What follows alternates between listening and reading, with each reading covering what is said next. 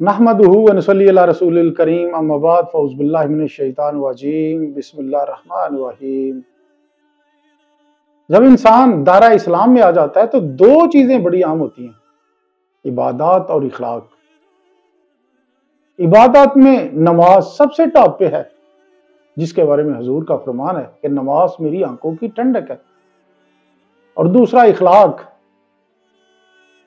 انسان جو ہے وہ دوسروں کے بارے میں حسن ظن رکھے، دوسروں کے ساتھ اچھا برتاؤ کرے، ان کے ساتھ حسن سلوک کرے۔ آئیے اس حوالے سے مولانا طارق جمیل صاحب کا ایک بڑا مفصل بیان سنتے ہیں اور اپنے ایمان کو گرماتے ہیں۔ 5 وقت کی نماز یہ میرے نبی کی آنکھوں کی ٹھنڈک ہے۔ 5 وقت کی نماز اس امت کی شان پہچان ہے، اور اللہ تعالیٰ نے پہلی امتوں پر اتنی بڑی مشقت ڈالی کہ ان کی نماز مسجد کے علاوہ کہیں نہیں ہوتی تھی، مسجد میں ہی ہوتی تھی۔ ہمارے لیے کتنی آسانی کر دی، جاب میں ہے مصلی بچھا نماز پڑھو، چلو مصلی بھی کوئی نہیں، زمین دیکھ اس پر کوئی گندگی تو کوئی نہیں ہے، بس زمین بھی تیرے لیے پاک ہے، چل نماز پڑھ۔ اور آسانی کر دی، پانی کوئی نہیں ہے، کوئی بات نہیں، مٹی میں ہاتھ مار، منہ پہ مل، پھر ایک ہاتھ مار، یوں کر، چل نماز پڑھ، میں تیری قبول کروں گا۔ یہ کسی امت کے ساتھ یہ نہیں ہوا، انہیں وضو ہی کرنا تھا چاہے پانی 50 میل پر موجود ہو، اور ہمارے لیے پانی کوئی نہیں ہے، چلو تیمم، مٹی میں ہاتھ ہمارا یوں کیا، پھر ہاتھ ہمارا ایک یوں کیا، ایک یوں کیا، چل بھائی اللہ اکبر قبول۔ عمار بن یاسر رضی اللہ تعالیٰ عنہ سفر میں تھے، ان کو نہانے کی ضرورت ہو گئی، نائٹ فال ہو گیا، تو انہوں نے سوچا کہ ویسے تو آدمی کو وضو کی ضرورت ہوتی ہے تو خالی منہ پہ ہاتھ مارا اور یوں کونیوں تک، لیکن مجھے تو غسل کی ضرورت ہے، تو خالی اس سے تو کافی نہیں ہوگا۔ تو انہوں نے کپڑے اتارے، اکیلے تھے، ریت کے اوپر کبھی یوں لیٹے، کبھی یوں لیٹے، کبھی یوں لیٹے، 3-4 دفعہ یوں یوں اور یوں رول ہوتے ہوتے پھر انہوں نے نماز پڑھی۔ آئے اللہ کے نبی کی بارگاہ میں، یا رسول اللہ مجھے رات کو نہانے کی ضرورت پڑ گئی، تو میں نے کہا وضو کے لیے تو خالی یہ 2 دفعہ کرنا کافی ہے، تو یہ تو نہانا تھا، تو میں تو ریت میں خوب رول ہوتا رہا۔ میرے نبی نے انما یکفیک ضربتان، ارے سیدھے بندے عمار، اس کے لیے بھی اتنا ہی کافی تھا کہ تو یوں کرتا اور یوں کرتا اور تو پاک ہو جاتا۔ اللہ نے اس نبی کے طفیل، اس محبوب مصطفیٰ صلی اللہ علیہ وسلم کے طفیل، اللہ نے کیا کیا سہولتیں اور آسانیاں ہمیں عطا فرمائیں۔ پھر نماز 4 کی 2 رکعت کر دی کہ بھئی تم مسافر ہو 2 پڑھو، روزے میں سفر میں روزہ معاف کر دیا، بعد میں رکھ لینا، بعد میں رکھ لینا، قضا کرنے کا حکم، بالکل چھوڑنے کا نہیں۔ اور کہا کہ بھائی مریض ہو چھوڑ دو، مسافر ہو چھوڑ دو، اور نماز 2 رکعت کر دو، سنتیں چھوڑ دو۔ ابن عمر رضی اللہ تعالیٰ عنہ بیٹھے تھے تو انہوں نے 2 رکعت پڑھ کے بیٹھ گئے، تو ان کے خادم نے کہا سنتیں نفل نہیں پڑھو گے؟ کہا اگر پڑھنا تو 4 فرض پڑھتا میں، میرے اللہ نے معافی دے دی تو میں کیوں پڑھوں؟ میرے نبی نے سفر میں سنتیں نہیں پڑھی کبھی، اپنی امت کو سہولت دینے، فجر کی سنتیں 2 پڑھتے تھے، اس کے علاوہ سنتیں نہیں پڑھی تاکہ میری امت کو سہولت ہو، آسانی ہو۔ ایک دفعہ بارش ہو رہی تھی اور کوئی جگہ نہیں تھی نماز پڑھنے کے لیے، تو آپ نے اپنی اونٹنی کو آگے کیا اور اس پر بیٹھ گئے، بیٹھے ہی تھے، پیچھے صحابہ نے اونٹنیوں پر ہی صفیں بنائیں، اور یہ نماز اونٹنی پہ بیٹھ کر ادا کی گئی۔ بارش کے اندر نماز اونٹنی کے اوپر نماز بھی ہو گئی، رکوع بھی ہو گیا، سجدہ بھی ہو گیا، سلام بھی ہو گیا۔ پہلی امتوں کے لیے نہیں تھا، سجدہ ہی کرنا پڑے گا۔ یہ اللہ کے محبوب مصطفیٰ صلی اللہ تعالی علیہ وسلم کی طفیل، میرے اللہ نے ہم پہ فضل و احسان کیا، تو میرے نبی کی زندگی میں عبادات میں نماز سب سے اعلیٰ نظر آتی ہے، سب سے نمایاں نظر آتی ہے۔ اور پھر بازار میں، گھر میں، دفتر میں، ماحول میں میرے نبی کے اخلاق، یہ زندگی کا دوسرا روشن پہلو ہے۔ میرے نبی کی ساری زندگی 2 لفظوں میں آتی ہے، عبادت اخلاق، عبادت اخلاق، یا 2 اور لفظ، حقوق اللہ، حقوق العباد، حقوق اللہ، حقوق العباد۔ حقوق اللہ میں نماز سب سے اعلیٰ، اور حقوق العباد میں لوگوں کی برداشت کرنا، لوگوں سے درگزر کرنا، معاف کرنا، جھوٹ سے بچنا، دھوکے سے بچنا۔ میرے نبی سے پوچھا گیا یا رسول اللہ مسلمان کنجوس ہو سکتا ہے؟ ہم نے کہا ہو سکتا ہے۔ یا رسول اللہ مسلمان کمزور ہو سکتا ہے، بزدل ہو سکتا ہے، ڈرپوک ہو سکتا ہے؟ آپ نے کہا ہو سکتا ہے۔ یا رسول اللہ مسلمان جھوٹ بول سکتا ہے؟ آپ نے کہا نہیں، جھوٹ نہیں بول سکتا، جھوٹ نہیں بول سکتا۔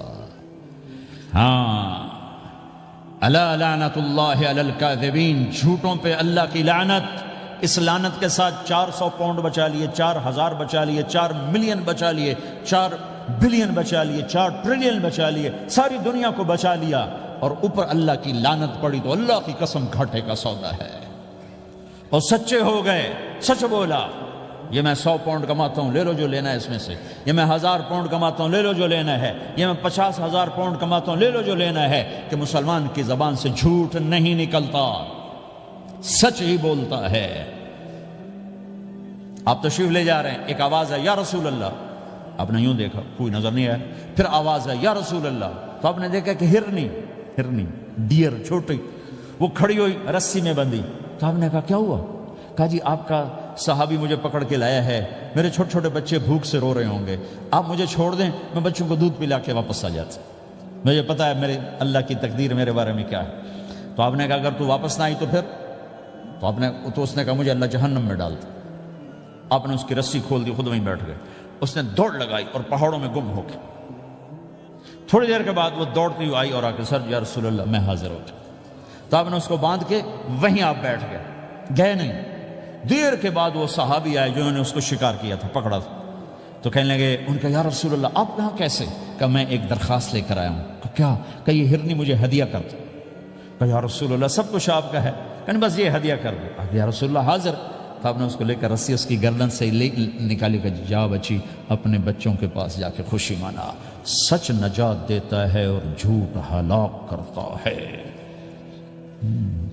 ایک ہرنی جان کی بازی کھیل گئی سچ بولنے کے لیے، تم چند پونڈوں پہ جھوٹ بولتے ہو، ایمان کو برباد کر کے رکھ دیتے ہو۔ مسلمان جھوٹ نہیں بولتا، مسلمان دھوکہ نہیں دیتا،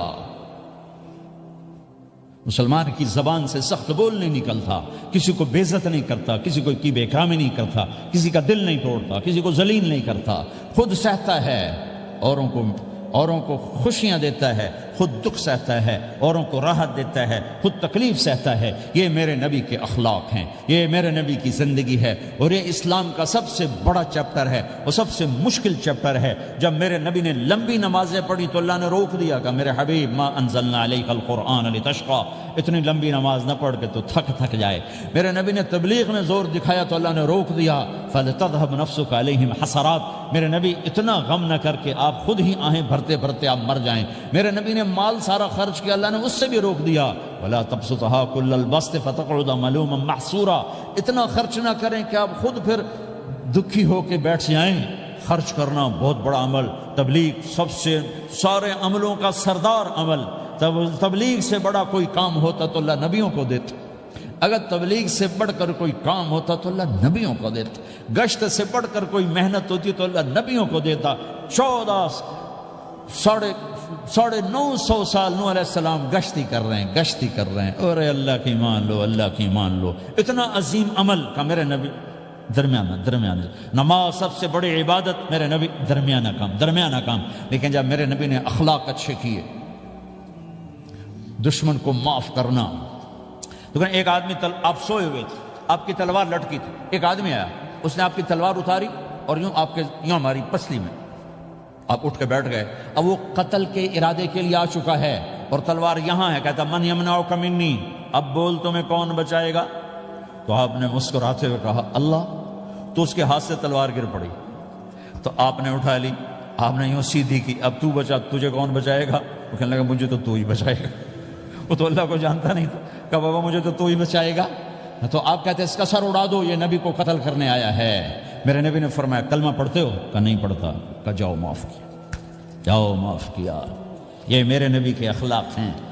20 سال جنہوں نے قتل کے منصوبے بنائے، قتل کے منصوبے، مکہ والے، جب آپ مکہ میں فاتحانہ داخل ہوئے، ابو سفیان سب سے زیادہ آپ کو دکھ پہنچانے والوں میں پیش تو آپ نے ابو سفیان کو عزت دی۔ جو ابو سفیان کے گھر میں داخل ہوگا اس کو کچھ نہیں کہا جائے گا۔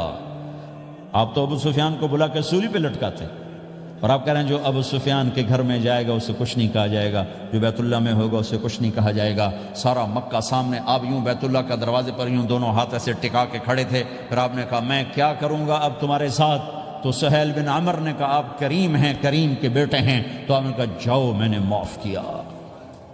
یہ اخلاق آج مٹ چکے ہیں، مردوں سے، عورتوں سے، علم والوں سے، خانقاہ والوں سے، تبلیغ والوں سے، سب زیرو ہوئے پڑے ہیں۔ جب تک یہ اخلاق زندہ نہیں ہوتے اسلامی زندگی قائم نہیں ہو سکتی، اسلامی معاشرت قائم نہیں ہو سکتی، اور دین دو چیزوں سے آگے پھیلتا ہے، ایک دعوت اور ایک اخلاق، دعوت اور اخلاق، دعوت اور اخلاق۔ دعوت نہیں ہوگی تو اخلاق وہیں پڑے رہ جائیں گے، اخلاق نہیں ہوں گے تو دعوت کوئی قبول نہیں کرے گا۔ میرے نبی نے کتنے معجزے دکھائے مکے میں، نہیں کلمہ پڑھا۔ بدر میں ان کے 70 مارے گئے، فرشتوں کو دیکھا، جبریل کے گھوڑے کی آواز سنی، کلمہ نہیں پڑھا۔ خندق میں شکست ہوئی، کلمہ نہیں پڑھا۔ پانی نکلتے دیکھا، انگلیوں سے کلمہ نہیں پڑھا۔ ایک بکرے کا ایک بازو پکایا، ایک بازو بکرے کا، ایک اگلا جو بازو تھا، اور 40 آدمیوں نے کھانا کھایا اور ایک بوٹی کم نہیں ہوئی، ایک بوٹی کم نہیں ہوئی، کلمہ نہیں پڑھا۔ لیکن جب میرے نبی نے کہا جاؤ معاف کیا تو سارے ہی کلمہ پڑھ گئے کہ واقعہ یہ اخلاق نبی کے ہو سکتے۔ حنین کی جنگ میں جب بھاگے لوگ، شکست ہوئی، تو ایک صحابی کا بھاگتے ہوئے پاؤں ہمارے نبی کا پاؤں پر آیا، اور جوتا سخت تھا، تو آپ نے کہا اوجعتنی، اور آپ کے ہاتھ میں چھڑی تھی، آپ نے اس کو یوں ماری، اوجعتنی، ارے تو نے مجھے کتنا زیادہ درد پہنچایا، دکھ پہنچایا۔ وہ بیچارے پگھل کے رہ گئے اور پریشان ہو گئے، اور فرماتے ہیں سارا دن میں پریشان، ساری رات پریشان کہ اللہ کے نبی کو میں نے تکلیف پہنچائی، اب میرا کیا بنے گا۔ اگلا دن ہوا تو اعلان ہو رہا تھا بھائی جس کا پاؤں نبی کے پاؤں پہ آیا تھا اس کو اللہ کے نبی بلا رہے ہیں۔ تو صحابی کہنے لگے میں نے سمجھا بس اب میری تو دنیا بھی گئی اور آخرت بھی گئی، اب میرے اوپر کیس بنے گا اور مجھے ڈانٹ ڈپٹ بھی ہوگی، میرا کتنا بڑا گھاٹا نقصان ہوگا۔ یہ حاضر ہوئے ڈرتے ڈرتے، تو آپ نے فرمایا میرے بھائی کل میں نے تمہیں چھڑی ماری تھی، وہ مجھے معاف کر دینا، اور یہ 80 اونٹ تمہیں ہدیہ دیتا ہوں، 80 کیملز یعنی 80 پراڈو، 80 رینج روور کا یہ میری طرف سے تمہیں ہدیہ ہے۔ وہ حیران پریشان، یہ میرے نبی کے اخلاق ہیں، یہ میرے نبی کے اخلاق ہیں۔ کانٹے بچھانے والی نے 4 دن آنا چھوڑ دیا، بیمار ہو گئی تھی، تو آپ نے کیا بات ہے، وہ ہمارے راستے میں اب کانٹے کوئی نہیں ہیں؟ کہا جی وہ بیمار پڑی ہے جو کانٹے بچھاتے تھے۔ تو آپ اس کے گھر چلے گئے، ماں جی خیریت تو ہے، آپ ٹھیک تو ہیں؟ کہا بیٹا مجھے کلمہ پڑھا دے، بس تیرے اخلاق نے مجھے فتح کر لیا ہے۔ میرے بھائیوں یہ چیپٹر بھول چکے ہیں، بھول چکے ہیں، بھول چکے ہیں۔ جب تک یہ چیپٹر زندہ نہیں ہوگا زندگی اسلامی نہیں بنے گی، معاشرہ اسلامی نہیں بنے گا، اور آگے قوموں کے لیے اسلام کا دروازہ نہیں کھلے گا۔ ہمیں معاف کرنا آتا ہو، ہمیں گالی دینے والے کو دعا دینا آتا ہو، غیبت کرنے والے کی تعریف آتی ہو، اور غیبت کرنے سے، غیبت سننے سے اپنے آپ کو ایسے بچاؤ جیسے زہر سے بچاتے ہو، اسے آگ سے بچاتے ہو۔ ایک دوسرے کو نفرت کا بول نہ بولو ورنہ ساری زندگی تباہ و برباد ہو جائے گی۔ میرے رب کی قسم، میرے نبی نے کہا ایک زبان کا بول انسان بولتا ہے اور جہنم کی گہرائیوں میں گر جاتا ہے، اور ایک زبان کا بول انسان بولتا ہے اور جنت کے درجات پر چڑھ جاتا ہے۔ یہ زبان بہت طاقتور چیز ہے، میں ہر بیان میں اس کو دہرا رہا ہوں کہ جتنا یہ عمل ختم ہو چکا ہے اتنا کوئی عمل بھی نہیں ختم ہوا ہے۔ اور ایک صحابی ہیں ابو دجانہ۔ کون ابو دجانہ؟ السابقون الاولون من المہاجرین والانصار، اس میں پہلی صف کے صحابہ۔ کون ابو دجانہ؟ جب آپ حج پر گئے تو اپنی جگہ مدینے کا امیر ابو دجانہ کو بنایا۔ ابو دجانہ حج میں شریک نہیں ہوئے کہ آپ نے اپنی جگہ ان کو اپنا نائب بنا کے وہاں کھڑا فرمایا ابو دجانہ میری جگہ پر مدینے کا امیر ہے، یہ وہ ابو دجانہ ہیں۔ کون ابو دجانہ؟ جو جنگ بدر سے لے کر آخری حج تک ہر سفر میں شریک ہیں، ہر سفر میں شریک ہیں۔ ان کی ایک بات میں بتانا چاہتا ہوں، پہلے تھوڑی سی ان کی ہسٹری بتانا چاہتا ہوں۔ کون ابو دجانہ؟ احد کی جنگ میں آپ نے تلوار اٹھائی، کہ اس تلوار کو کون لے گا؟ کئی صحابہ کھڑے ہو گئے۔ آپ نے کہا اس تلوار کا حق کون ادا کرے گا؟ سارے بیٹھ گئے، 3 آدمی کھڑے رہے، ایک زبیر بن عوام، ایک عمر بن خطاب، ایک ابو دجانہ۔ ان کا نام ہے سماک بن خرشنہ، سماک بن خرشنہ ان کا نام، ابو دجانہ سے مشہور ہے۔ تو آپ نے تلوار نہ عمر کو دی، نہ زبیر کو دی، ابو دجانہ کو دی۔ تو عمر رضی اللہ عنہ نے تو محسوس نہیں کیا، حضرت زبیر نے محسوس کیا کہ اس کو کیوں دی، مجھے کیوں نہیں دی؟ میں مہاجرین میں سے ہوں، میں پھوپھی کا بیٹا ہوں، میں اس سے دلیری میں کم نہیں ہوں۔ بلکہ حضرت زبیر کی دلیری کی تو دھک تھی، جدھر سلوار چلتی تھی کاٹتی چلی جاتی تھی، کہنے کہ میں دیکھوں گا یہ کیا کرتا ہے۔ تو ابو دجانہ کے پیچھے پیچھے زبیر ہو لیے۔ تو ابو دجانہ نے جو حملہ کیا تو 3000 کا لشکر تھا، اس کو چیر کے پار نکل کے، پورے لشکر کو کاٹ کے پار نکل کے۔ اور آگے عورتیں کھڑی تھیں جو مکے کے لشکر کو تیار کر رہی تھیں. نحن بنات طارق نمشی علی النمارق مشی القتل بوارق المسک فی المخالق المسک فی المفارق والدر فی المخالق ان تقبلوا نعانقی وتدبروا نفارقی فراق غیر وامقی. یہ گانا گا رہی تھیں اور ان کو تیار کر رہی تھیں. تو جب ابو دجانہ کی تلوار نظر آئی تو سب بھاگی. ہندا پکڑی گئی تو آپ نے یوں اپنی تلوار ہندا کے سر پر رکھی, انہوں نے چیخ ماری, تلوار ہٹا لی. تو زبیر پیچھے پیچھے کہ کیا کیا ہے؟ جنگ میں اگر کوئی عورت حصہ لے اسے مارنا جائز ہے, ویسے جائز نہیں ہے. عورت کو, بچے کو, بوڑھے کو ہاتھ لگانا جائز نہیں ہے. تو انہوں نے کہا تلوار کیوں نہیں چلائی؟ کہا میرے محبوب کی تلوار ہے, عورت کے خون سے رنگین کر کے اس کی شان نہیں گھٹانا چاہتا, یہ میرے نبی کی تلوار. پھر واپس ہوئے, پھر اٹیک کیا اور پھر مجمع کو چیر دیا. سامنے ایک آدمی آ رہا تھا ہاتھی کی طرح, اتنا لمبا موٹا تازہ. تو زبیر کہنے لگے میرے جی میں آیا کبھی اس کی ٹکر ہونا, پھر میں دیکھوں ابو دجانہ کیا چیز ہے. تو اللہ کا کرنا ایسا ہوا, ابو دجانہ دونوں آمنے سامنے ہو گئے. تو وہ ایسے شاہ سوار تھے کہ دونوں طرف کے لشکر ذرا تھم گئے اور وہ دونوں بھڑ گئے. ابو دجانہ کے اپنے جوہر, اس پہلوان کے اپنے جوہر, غبار اٹھا, مٹی اٹھی, اور اس کی اپنی طاقت, ان کی اپنی طاقت. انہوں نے ابو دجانہ کو اس نے زخمی کر دیا. ابو دجانہ نے جو جوش میں آ کے ماری تلوار, اس کو لگی یہاں, تو اتنی طاقت سے لگی کہ اس کے نیچے اتر کر 2 ٹکڑوں میں تقسیم کر دی. یوں ماری تو ایک حصہ ادھر, ایک حصہ. پھر یوں دیکھا اور اپنے چہرے سے لوہے کی ٹوپی اتاری. اما ترا انا ابو دجانہ, کیا دیکھ رہے ہو؟ میں ہوں ابو دجانہ. تلوار صحیح لی ہے میں نے, غلط نہیں لی. یہ ابو دجانہ ہیں. اور جب شکست ہو گئی احد کی جنگ میں, اور پھر 10-12 آدمیوں نے آپ کو گھیرے میں لیا ہوا تھا, ان میں ایک ابو بکر تھے, عمر تھے, علی تھے, طلحہ تھے, زبیر تھے, سعد بن ابی وقاص تھے, اور سہل بن حنیف تھے, عبادہ قتادہ بن نعمان تھے, اور ابو دجانہ تھے رضی اللہ تعالی عنہم. ان میں سے ایک ابو دجانہ بھی تھے. اور یمامہ کی جنگ میں ابو دجانہ شہید ہوئے, یمامہ کی جنگ میں شہید ہوئے. یہ ابو دجانہ کی تھوڑی سی سیرت آپ کے سامنے آئی ہے. اس کے بعد اب آپ ان کے قول کو سنو تاکہ اس کا وزن آپ کے سامنے آئے. یہ بدر کے شریک ہیں. اللہ کے نبی نے کہا بدر کا صحابی جو مرضی کرے بخشا گیا. یہ صلح حدیبیہ کے شریک ہیں. اللہ نے قرآن میں کہا لقد رضی اللہ, میں ان سے راضی ہو گیا. یہ صحابی ہیں. اللہ نے کہا کلا وعد اللہ الحسنى, اے میرا نبی تیرے ہر صحابی کے لیے جنت کا وعدہ ہے. اور اب یہ کیا کہتے ہیں؟ یہ کیا کہتے ہیں لوگو؟ ان ارجع عملی عند, لوگو میرے پاس, ابو دجانہ میرے پاس بخشش کا سب سے بڑا عمل جانتے ہو کیا ہے؟ بدر نہیں, احد نہیں, حدیبیہ نہیں, خندق نہیں, خیبر نہیں, فتح مکہ نہیں, آخری حج نہیں. کیا ہے؟ کیا ہے لوگو؟ ان ارجع عملی عندی, میرے پاس آخرت میں بخشش کا سب سے بڑا عمل بس ایک ہے کہ ما آذیت احدا باللسان, میں نے اپنی زبان سے کبھی کسی کو دکھ نہیں پہنچایا. ولا اجد فی قلبی غلا لاحد, اور میرے دل میں کسی کے لیے بغض کوئی نہیں ہے, بس یہ میری بخشش کا عمل ہے. تو بھائیو, نبی کے اخلاق میں 2 چیزیں لے لو. ایک زبان سے کسی کو دکھ نہ دو, ایک دل میں کسی کا بغض نہ رکھو. اللہ کی قسم بغیر حساب کتاب کے جنت میں جاؤ گے. بڑے بڑے جنید بغدادی اور بڑے بڑے معرفت والے تمہیں دیکھتے رہ جائیں گے. تمہاری رفتار اتنی تیز ہوگی کہ تمہیں وہی پکڑ سکے گا جس کا یہ 2 عمل تم سے زیادہ اچھا ہوگا. جس روڈ پہ رش ہوتا آپ وہاں سے گاڑی ہٹا لیتے ہو, ادھر نہیں ادھر رش ہے, وہ سائن وغیرہ آپ کو آ جاتے ہیں کہ ادھر بلاک ہے, ادھر نہیں جانا, ادھر جانا ہے. تو جہاں روڈ پہ رش ہوتا ہے تو قیمتی سے قیمتی گاڑی کی رفتار بھی آہستہ ہو جاتی ہے, اور جہاں روڈ خالی ہوتا ہے تو پرانی گاڑی بھی بھاگے جا رہی ہوتی. ہمارے یہاں پرانی گاڑی ہوتی ہے نا, پرانی بسوں کے پیچھے لکھا ہوتا ہے نہ انجن کی خوبی نہ ڈرائیور کا کمال, خدا کے سہارے چلی جا رہی ہے.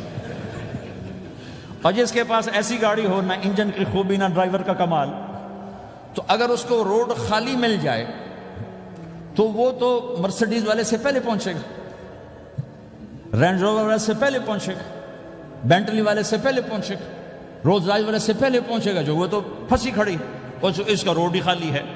تو میرے بھائیوں, یہ میں ایک مثال دیتا ہوں. عبادات کی روڈ پہ بہت رش ہے, نمازی بے شمار ہیں، روزے دار بے شمار ہیں، عمرے والے بے شمار ہیں، حج والے بے شمار ہیں، اور تہجد گزار بے شمار ہیں، علماء بے شمار ہیں، حافظ بے شمار ہیں، ذکر والے بے شمار ہیں، بہت رش ہے، تبلیغ والے بے شمار ہیں، لیکن جو اخلاق والا روڈ ہے نا یہ خالی پڑا ہے. اس پہ موٹر زوکی پہ چڑھ کے آ جاؤ تو سب سے آگے نکل جاؤ، سائیکل پہ چڑھ کے آ جاؤ تو سب سے آگے نکل جاؤ، کہ روڈ ہی خالی ہے، اخلاق کا روڈ خالی ہے. اجازت دیجیے اس دعا کے ساتھ اللہ پاک ہمیں خوشیاں دے تو خوشیاں بانٹنے کی توفیق دے.